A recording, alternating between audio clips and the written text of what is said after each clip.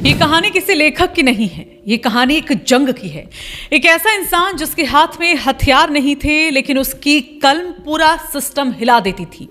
नाम Hume गेटजर। Hume गेटजर सिर्फ लिखते नहीं थे, वो लड़ते भी थे। जब मसूरी की पहाड़ियां चूना खनन से खोखली की जा रही थी, जब बेतरतीब निर्माण पहाड़ों को अंदर से खामोशी से मार रहा था, तब ज्यादातर लोग चुप थे, लेकिन एक आवाज लगातार गूंज रही थी, ह्यूम गेटजर के। उस दौर में पहाड़ों को बचाने की बात करना सिर्फ पर्यावरण नहीं, सीधे सत्ता से टकराव था। लेकिन ह्यूम ने नहीं डरे। उनकी आवाज दिल्ली तक पहुंची और नतीजा यह हुआ कि तत्कालीन प्रधानमंत्री इंदिरा गांधी को मसूरी में चूना खनन पर रोक लगानी पड़ी। इतना ही नहीं, ह्यूम सुप्रीम कोर्ट की मॉनिटरिंग कमेटी के सदस्य भी बने।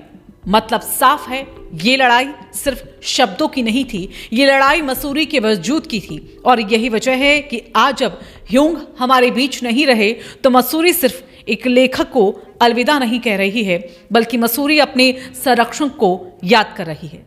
लेकिन सवाल यहां पर यह है, जो आदमी पहाड़ों के लिए सिस्टम से भिड़ गया, वो खुद कौन था? आप लोग उनके बारे में कितना जानते हैं? चलिए शुरू से शुरू करते हैं। ह्यूम का जन्म 9 जनवरी 1931 को पटना में हुआ। पढ़ाई मसूरी के Hampton Court school, Saint George college और फिर सेंट जोसेफ स्कूल नैनीताल, और आगे सेंट जेवियर्स कॉलेज कलकत्ता और केसी लॉ कॉलेज मुंबई में। यानी शिक्षा में भी पहाड़, मैदान और महानगर सबका अनुभव।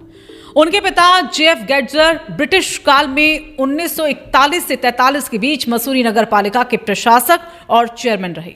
शायद यही से मसूरी से रिश्ता जो है वो खून में उतर गया। ह्यूम भारतीय नौसेना में कमांडर रहे। समंदर की अनुशासन भरी जिंदगी के बाद जब वो रिटायर हुए, तो उन्होंने चुना पहाड़ों का सुकून। और यहीं से फिर शुरू हुआ एक ऐतिहासिक सफर, ट्रैवल जर्नलिज्म का, जहां इस सफर में उनके साथ थे उनकी जीवन संगनी कोलिन गेटजर। गुजरात की गोधरा की रहने वाली कोलिन मुंबई में ह्यूम से मिली और फिर साल 1960 में दोनों ने शादी की। अपने एक इंटरव्यू के दौरान ह्यूम ने कहा था कि मैं यात्रा करना और लिखना चाहता था। कोलिन लिखना नहीं चाहती थी, लेकिन यात्रा करना चाहती थी। फिर हमने समझौता किया, मैं यात्रा करता रहा, कोलिन लिखने लगी, और इस तरह हम ट्रैवल राइटर बन गए। और यही समझौता भारत के लिए अनमोल विरासत बन गया। ह्यूम और कोलिन गेटजर, ये नाम सिर्फ लेखक नहीं थे, ये एक ब्रांड बन गए। 30 से ज्यादा किताबें, हजारों लेख और दूरदर्शन पर 52 डॉक्यूमेंट्री। और उन्होंने भारत को सिर्फ घूमने की जगह नहीं बताया, बल्कि जीने का अनुभव बताया। उनकी लेखनी में मंदिर थे, किले थे, गांव थे और सबसे ज्यादा आम लोग। साल 2025 के गणतंत्र दिवस पर भारत सरकार ने ह्यूम और कोलिन गेटजर को ट्रैवल जर्नलिज्म के क्षेत्र में पद्मश्री से सम्मानित किया। और यह सम्मान नहीं, बल्कि भारत का धन्यवाद था। प्रसिद्ध लेखक और इतिहासकार गणेश शैली जो कहते हैं कि ह्यूम गेटजर मसूरी को अपना घर कहते थे। शहर की हर छोटी बड़ी गतिविधि उनकी नजर में रहा करती थी।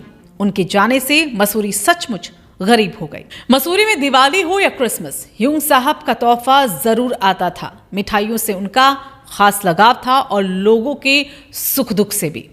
6 नवंबर 2024 को कोलिन गेटजर का निधन हुआ और अब ह्यूम गेटजर भी अपनी साथी के पास चले गए।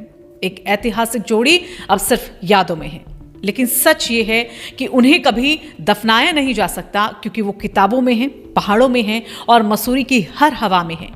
ह्यूम गेटजर चले गए, लेकिन उनकी कहानियां हमें इंसान बनाती रहेंगी। अगर आपको ये लगता है कि ह्यूम गेटजर जैसे लोग सिर्फ लेखक नहीं, संस्कृति और प्रकृति के रक्षक होते हैं, तो इस वीडियो को लाइक कीजिएगा, इस वीडियो को ज्यादा से ज्यादा शेयर कीजिएगा और हाँ, कमेंट में लिखिएगा थैंक यू ह्यूम गेटजर।